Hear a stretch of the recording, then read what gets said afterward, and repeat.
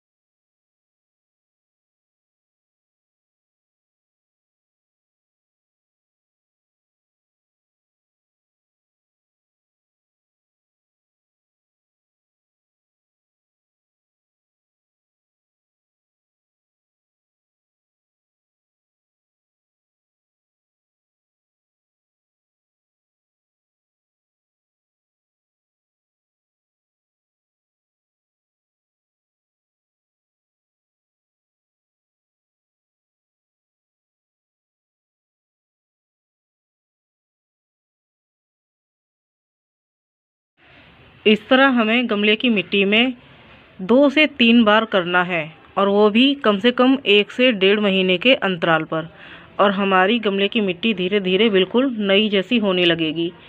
अब चलिए मैं आपको वो गमले दिखाती हूँ जिसमें मैंने यही प्रोसेस करके उसमें उसकी मिट्टी को बिल्कुल एकदम पहले की तरह बिल्कुल नया बनाया है। और उसके कलर में भी आप फ़र्क देखेंगे कि किस तरह से उन गमलों की मिट्टी में एकदम पहले के जैसे वो बिल्कुल नई चमक आ चुकी है। इस गमले की मिट्टी में मैं 2 बार ये प्रोसेस कर चुकी हूँ और इसकी मिट्टी में बहुत फ़र्क है पहले से। एक तो इसमें जो इंसेक्ट थे मिट्टी में जो बनते रहते हैं धीरे धीरे खाद डालने की वजह से, वो भी कम हुए हैं। और दूसरा, इसका कलर भी काफ़ी चेंज हुआ है। पहले ये एकदम डार्क ब्राउन था और धीरे धीरे अब ये बिल्कुल हल्के भूरे रंग का होने लगा है। और एक बार और करने वाली हूँ, लेकिन थोड़े से टाइम बाद, क्योंकि मैंने कुछ टाइम पहले ही इसमें ये स्प्रिंकल की है। तो इसके कलर में आप फ़र्क देख सकते हैं कि पहले की तरह ये बिल्कुल एकदम नई जैसी होने लगी है। और हमें ये 2 से 3 बार ही करना है, और 2 से 3 बार आप खुद ही फ़र्क देखेंगे कि हमारी गमले की मिट्टी पहले की तरह बिल्कुल नई होने लगती है। एक ये कंटेनर है मेरे सामने, इसमें भी रोज़ प्लांट लगे हुए हैं और आप इसकी मिट्टी देख सकते हैं। इसका कलर तो और भी ज़्यादा ब्लैक कलर का हो गया था, बिल्कुल डार्क। और अब इसका कलर आप देख सकते हैं कि कितना एकदम चमकदार हो चुका है और एकदम साफ़ सुथरी मिट्टी हो चुकी है। और मैंने ये प्रोसेस इसमें 2 बार किया है अभी तक, और 2 बार में ही इसकी मिट्टी पहले की तरह एकदम नई जैसी हो चुकी है। तो हमें 2 से 3 बार ही ये प्रोसेस करना है। उसके बाद आप इसका खुद ही असर देखेंगे, आपको धीरे धीरे इसका असर पता चलने लगेगा। जब हम गमले में नॉर्मल वाटरिंग करते रहते हैं तो धीरे धीरे इसका असर एकदम मिट्टी में पूरे में फैलता चला जाता है और मिट्टी धीरे धीरे साफ़ होती चली जाती है। बस हमें ये ध्यान रखना है कि ये प्रोसेस हमें 1 से 1.5 महीने के अंतराल पर ही करना है। ये प्रोसेस हमें जल्दी जल्दी नहीं करना है। और 2 से 3 बार के प्रोसेस में हमारी मिट्टी बिल्कुल पहले की तरह एकदम चमकदार हो जाती है। एक ये कंटेनर है मेरे पास जिसमें तुलसी प्लांट लगा हुआ है। इसमें मैंने अभी तक ये प्रोसेस 1 बार ही किया है और इसकी रंगत आप देख सकते हैं पहले से कितनी साफ़ हो चुकी है।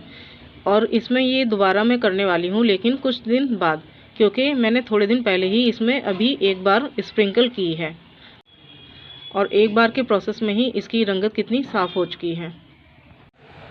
अब हमें इन गमलों में नॉर्मल वाटरिंग करते रहना है और धीरे धीरे इसका असर साफ़ नज़र आने लगेगा और धीरे धीरे हमारी मिट्टी सेट होने लगेगी और साथ ही कीड़े भी ख़त्म होने लगेंगे।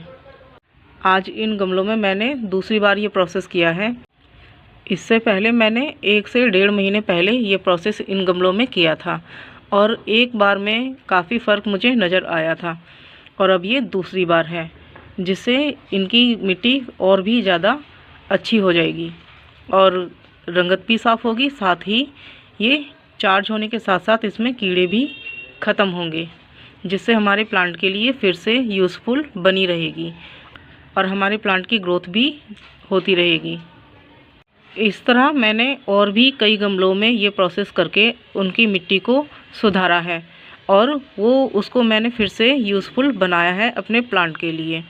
इस तरह हमारी मिट्टी चार्ज भी होती है और दूसरा हमारे प्लांट के लिए यूज़फुल भी बनी रहती है। और ये प्रोसेस भी एकदम बहुत आसान है और बहुत छोटा सा ये काम है और इसे कभी भी आप मॉर्निंग या इवनिंग में कभी भी कर सकते हैं। इस तरह लकड़ी की राख को हम कई तरह से इस्तेमाल कर सकते हैं और इसके और भी कई फ़ायदे हैं। इसके फ़ायदों के बारे में और इसको कैसे इस्तेमाल करना है, इस पर मैंने एक वीडियो बनाया हुआ है, आप उसको देख सकते हैं, जिससे कि आप इसका और भी ज़्यादा फ़ायदा उठा पाएँ। आई होप ये वीडियो आपको पसंद आया होगा। तो अगर आपको ये वीडियो पसंद आया तो इस वीडियो को लाइक करिए, शेयर करिए और चैनल को सब्सक्राइब करिए। तो मिलते हैं अगले वीडियो में नए टॉपिक के साथ। Till then bye bye.